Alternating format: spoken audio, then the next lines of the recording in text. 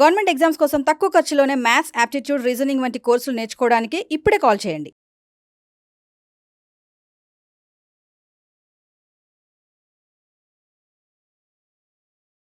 p+2 p+4 అనేటి ప్రధాన సంఖ్యలు. p+2 p+4 p+2 p+4 p+2 p+4 ఈ మూడు ప్రధాన సంఖ్యలు. అట్లాంటప్పుడు p ఎన్ని ప్రధాన సంఖ్యల వాల్యూలు తీసుకుంటుంది? p ఎన్ని ప్రధాన సంఖ్యల వాల్యూలు తీసుకుంటుంది? p+2 p+4 p+2 p+4 ఈ మూడు ప్రధాన సంఖ్యలు అవుతే ఏ ప్రధాన సంఖ్యలు pకి తీసుకుంటే మనకు ఈ మూడు ప్రధాన సంఖ్యలు అవుతాయి. p ఏది ప్రధాన సంఖ్య తీసుకుంటే p+2 p+4 మనకు ప్రధాన సంఖ్యలు అవుతుంది. మనకు ఒక లాజిక్ తెలుసు. ప్రతి ప్రధాన సంఖ్య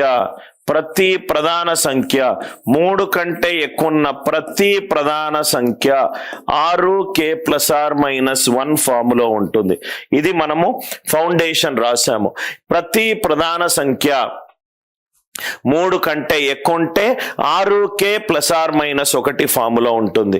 లోయెస్ట్ ప్రధాన సంఖ్య 2 2 + 2 4 2 + 4 6 4 అనేది సంయుక్త సంఖ్య కాబట్టి తీసేశాను.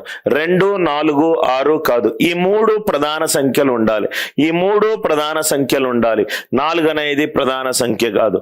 2 తర్వాత వచ్చే ప్రైమ్ నంబర్ 3 3 + 2 5 3 + 4 7 3 5 7 3 5 7 3 అనేది ప్రధాన సంఖ్య, 5 అనేది ప్రధాన సంఖ్య, 7 అనేది కూడా ప్రధాన సంఖ్య. ఒకటి వచ్చింది. కానీ మొత్తం ఎన్ని ఉన్నాయో కనుక్కోవాలి. బ్లైండ్ గా గుడ్డిగా pలు 2లు 3లు సబ్స్టిట్యూట్ చేయొద్దు, లాజికల్ గా చేయాలి. ప్రతి ప్రైమ్ నంబర్ 3 కంటే ఎక్కువ ఉన్న ప్రతి ప్రైమ్ నంబర్ ఏ లాజిక్ లో ఉంటుంది? 6k+r−1 6k+1 అయినా కావచ్చు, 6k−1 అయినా కావచ్చు, 6k−1 అయినా కావచ్చు. ప్రతి ప్రైమ్ నంబర్ 3 కంటే ఎక్కువ ఉన్నదంతా కూడా 6k+r−1 ఫార్ములా ఉంటుంది. 6k+1 +2 6k+3 6k+1 +4 6k+5 6k+5. ఇక్కడ చూడండి సార్, ఇదేమో 3 తోటి డివైడ్ అయి ఉంది, ఇది కూడా 3 తోటి డివైడ్ అయి ఉంది. అంటే ఈ వాల్యూ 3 తోటి డివైడ్ అయి ఉంది. 3 తోటి డివైడ్ అయి ఉంటే అది సంయుక్త సంఖ్య అవుతుంది. 3 తోటి డివైడ్ అయి ఉంటే అది సంయుక్త సంఖ్య అవుతుంది. కాబట్టి 6k+1లో ఒక నంబర్ 3 తోటి డివైడ్ అయి ఉంది కాబట్టి అది ప్రధాన సంఖ్య అయ్యే ఛాన్స్ లేదు.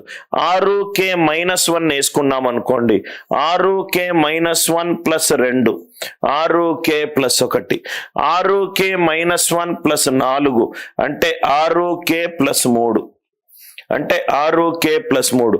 ఇది కూడా 3 తోటి డివైడ్ అవుతుంది, ఇది కూడా 3 తోటి డివైడ్ అవుతుంది. అంటే 6k−1 వేసుకుంటే p+4 అనేది p+4 అనేది 3 తోటి డివైడ్ అవుతుంది. 6k+1 వేసుకుంటే p+2 తోటి 3 తోటి డివైడ్ అవుతుంది. ఒక్క నంబర్ 3 తోటి డివైడ్ అవుతే ఆన్సర్ రైట్, ఆన్సర్ ప్రధాన సంఖ్య అయ్యే ఛాన్స్ లేదు. కాబట్టి ఎన్ని వాల్యూలు తీసుకుంటాయి?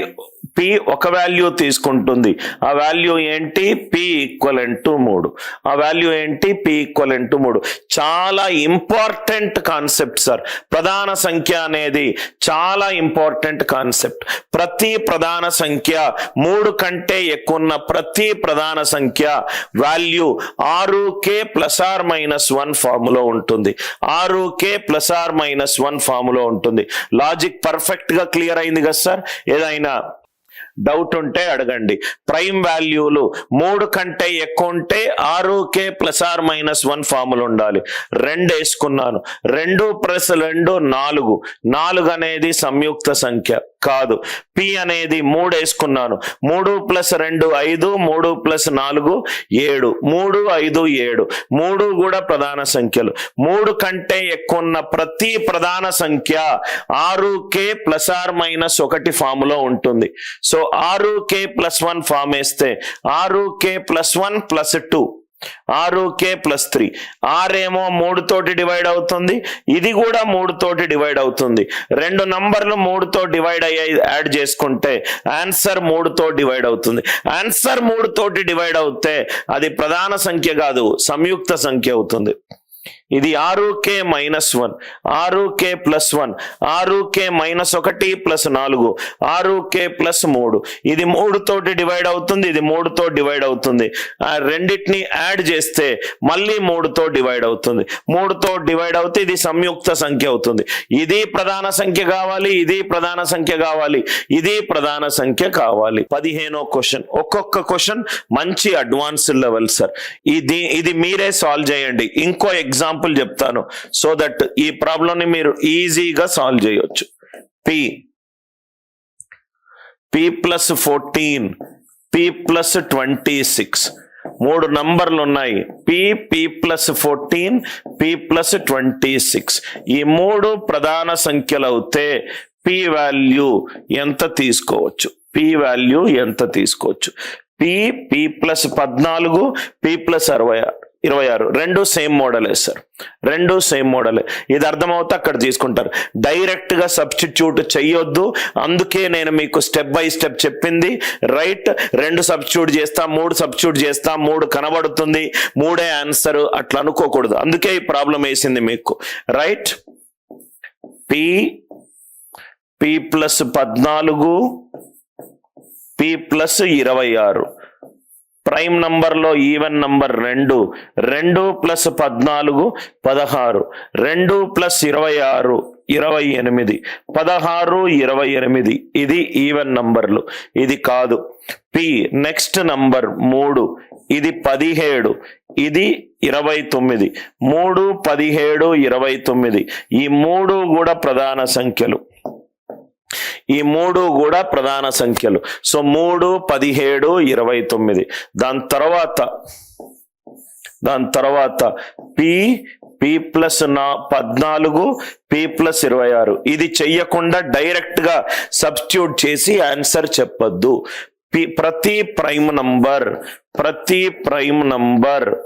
3 కన్నా ఎక్కువ ఉన్న ప్రతి ప్రైమ్ నంబరు 6k ± 1 ఫాములో ఉంటుంది. 6k ± 1 ఫాములో ఉంటుంది. అది సబ్స్టిట్యూట్ చేయాలి. ఏ ఫామ్లో ఉండొచ్చు? 6k + 1 ఫాములో ఉండొచ్చు, 6k - 1 ఫాములో ఉండొచ్చు. 6k + 1, 6k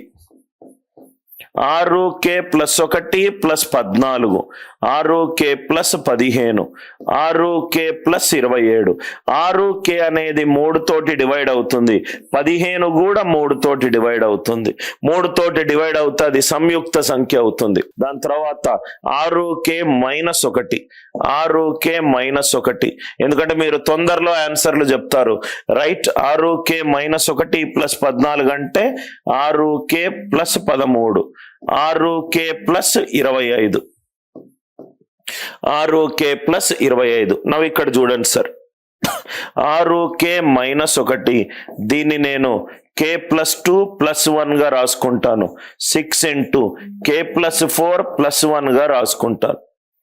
అంటే ఇది నాకేమొచ్చింది చూడండి, 6k - 1, 6p1 + 1, 6p2 + 1, 6p2 + 1. అంతే కదా.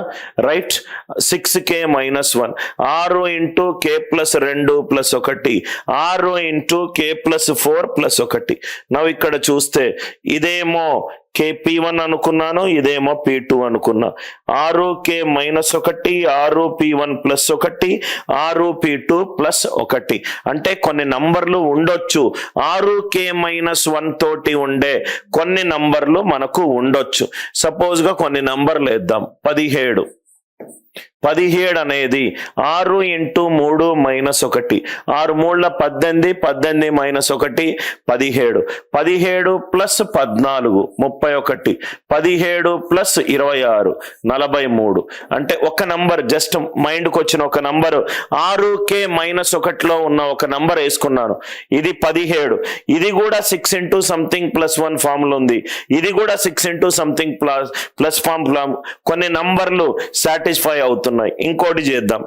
సపోజ్ గా ఫర్ ఎగ్జాంపుల్ ఇంకో నంబర్ 83, 6 14 84 - 1 83, 83 ప్లస్ 14 97, 83 ప్లస్ 26 109. ఈ 3 కూడా ప్రైమ్ నంబర్.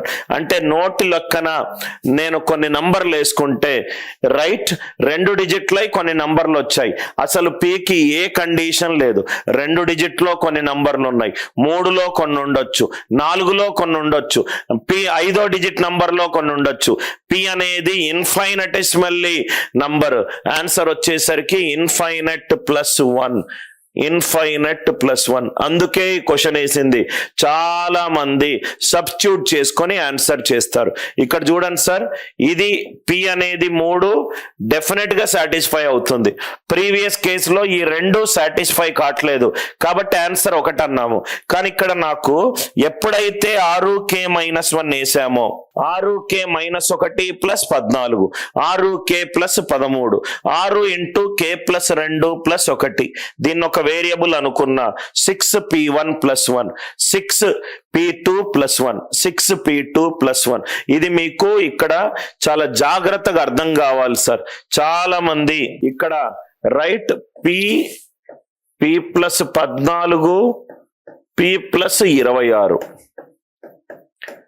6K - 1 కనుక సబ్స్టిట్యూట్ చేస్తే 6K - 1 plus 14, 6K plus 13, 6K - 1 plus 26, 6K plus 25. So దీనికి ఏమొచ్చిందంటే ఇది 6K - 1, ఇది 6 ఇంటూ K ప్లస్ 2 ప్లస్ 1, ఇది 6 ఇంటూ K ప్లస్ 4 ప్లస్ 1. ఇలా రాసుకోవచ్చు కదా. ఈ K ప్లస్ 2ని పావని ఒక వేరియబుల్ అనుకున్నా.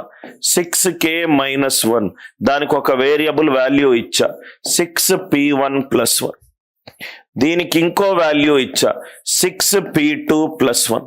మనం ఇప్పుడే చదువుకున్నాం, ప్రైమ్ నంబర్ గనక 3 కనుక ఎక్కువ ఉంటే అది 6 తోటి డివైడ్ అవుతే ప్లస్ ఆర్ మైనస్ ఫామ్ లో ఉండొచ్చు, ప్లస్ ఆర్ మైనస్ ఫామ్ లో ఉండొచ్చు. ఇది +1 ఫామ్ లో ఉంది, ఇది -1 ఫామ్ లో ఉన్నాయి. అంటే కొన్ని ప్రైమ్ నంబర్లు ఏవైతే 6K - 1 ఫామ్ లో ఉన్నాయో అవి సాటిస్ఫై అవ్వచ్చు. ఎగ్జాంపుల్ కోసము సపోజ్ గా ఇక్కడ చూడండి, కొన్ని సాటిస్ఫై అవుతాయి, కొన్ని సాటిస్ఫై అవ్వవు. సపోజ్ గా మనము 11 వేసామనుకోండి, 6 ఇంటూ 2 మైనస్ 1 11, 11 ప్లస్ 14 25, 11 ప్లస్ 26 37. 25 అనేది కాంపోజిట్ నంబర్, 25 అనేది కాంపోజిట్ నంబర్ కాబట్టి ఇది కాదు. కానీ అదే 3 వేసామనుకో, 6 3 18 - 1 17, ఇది 31, ఇది 43, 17 31 43. ఇట్లా కొన్ని నంబర్లు సాటిస్ఫై అవుతున్నాయి, కొన్ని అవ్వట్లేదు. 2 డిజిట్లో కొన్ని నంబర్లు ఉండొచ్చు, 3 డిజిట్లో కొన్ని నంబర్లు ఉండొచ్చు, 4 డిజిట్లో కొన్ని నంబర్లు ఉండొచ్చు. పీకి అప్పర్ లిమిట్ లేదు. 2 డిజిట్లు, 3 డిజిట్లు, 4 డిజిట్లు ఏదైనా కావచ్చు. కాబట్టి answer countable infinite. Infinite plus 1, 1 ఎక్కడి నుంచి వచ్చింది, ఇక్కడ నుంచి వచ్చింది. Infinite plus 1 goes to countable infinite. ఈ సింబల్ పేరు కౌంటబుల్ ఇన్ఫైనట్. ఈ సింబల్ పేరు కౌంటబుల్ ఇన్ఫైనట్. ఏవైనా డౌట్స్ ఉంటే అడగండి. అందరికీ క్లియరా సార్?